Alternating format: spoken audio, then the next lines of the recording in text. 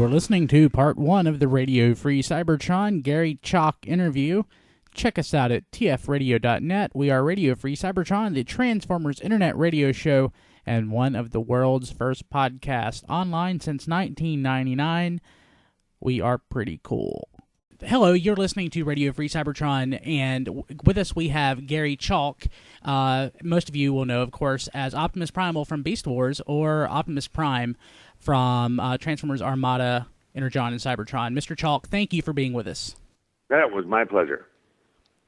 Okay. I'm glad to be here. That's it's funny. You know, you take a common word like chalk, like you write on the blackboard.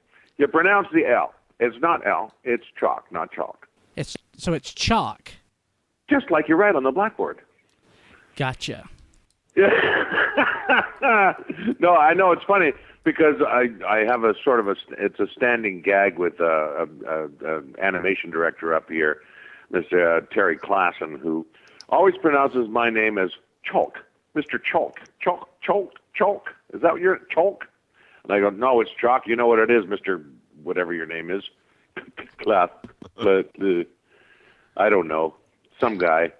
But yeah, no, it's funny. But people have a hard time pronouncing it. And when you actually look at it, and you go, wait a minute, that's just like you write on the blackboard, because that's where I come from, a hill of chalk.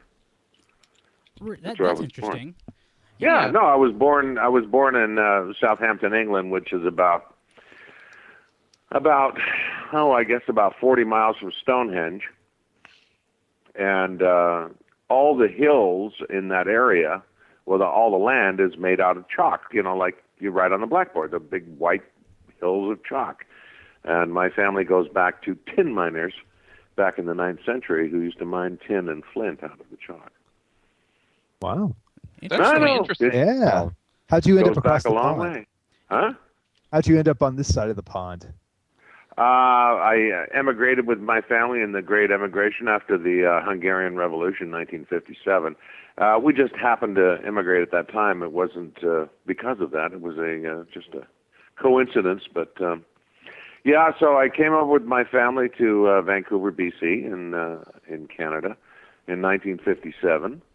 And my dad came over here ostensibly to work as what they call a rigger pipe fitter on a pulp and paper mill, and we just ended up staying here for all that time, and there you go. And I became a Canadian of all things.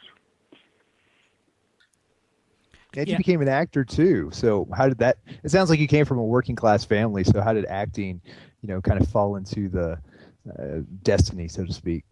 Well, I'd say I've always been, I guess since I was about 7 or 8 years old, I've always been a bit of a performer. I loved, I remember doing like little plays and stuff when I was in school. And I always felt comfortable up there doing them. And the usual things, the church pageant and all that stuff. And I quite liked it. And then I got into music and was singing in choirs and whatnot. And I found that girls really like guys who play music. So I thought, I am going to play music to get all the girls that I can possibly get. And, it's true. If you play it, just a hint. Learn how to play a guitar or learn how to play a piano, they just flock to your feet. So there you go.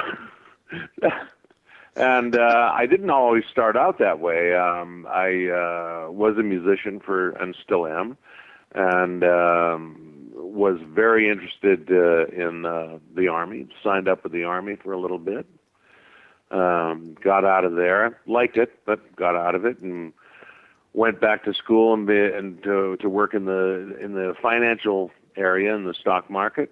Got out of that because it was just not my cup of tea, and went back to university to, I guess that would be 1975.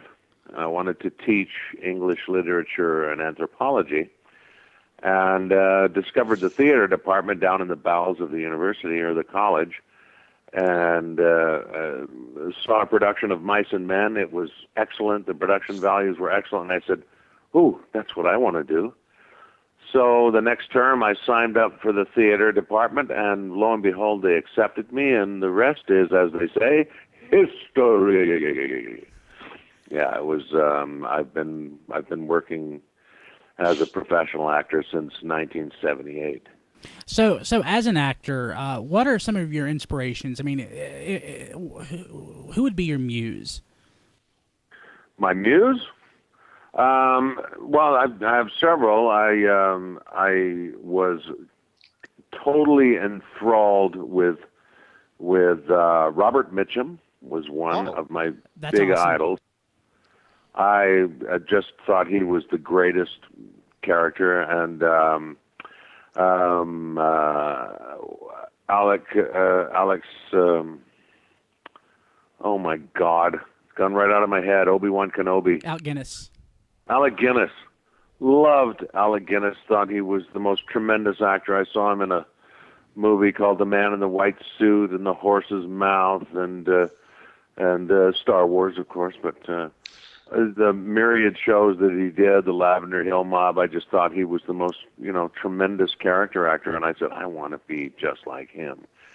And also, I was also enthralled with Mel Blanc for cartoons, and the other one who blew my mind back then was Dawes Butler, who was the voice of Quick Draw McGraw and Huckleberry Hound, and I think he was Yogi Bear as well.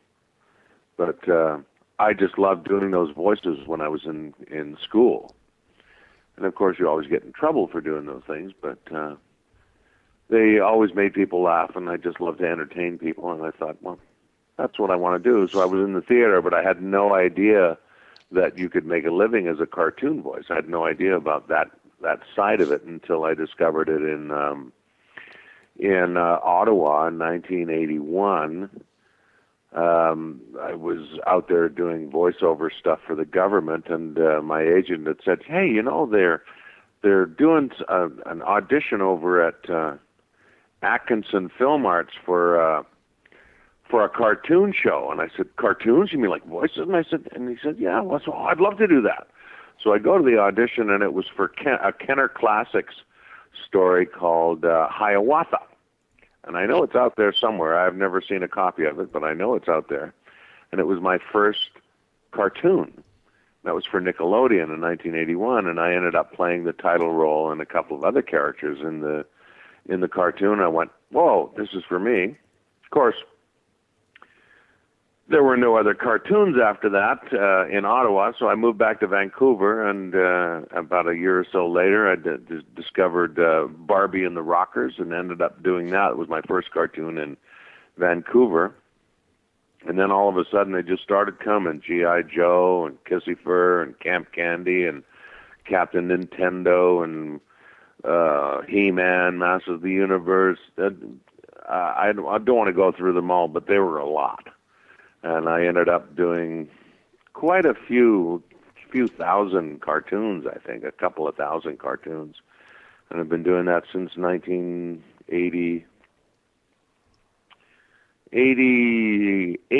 1988 things started to take off. Yeah. But it was 1981 that I did my first cartoon.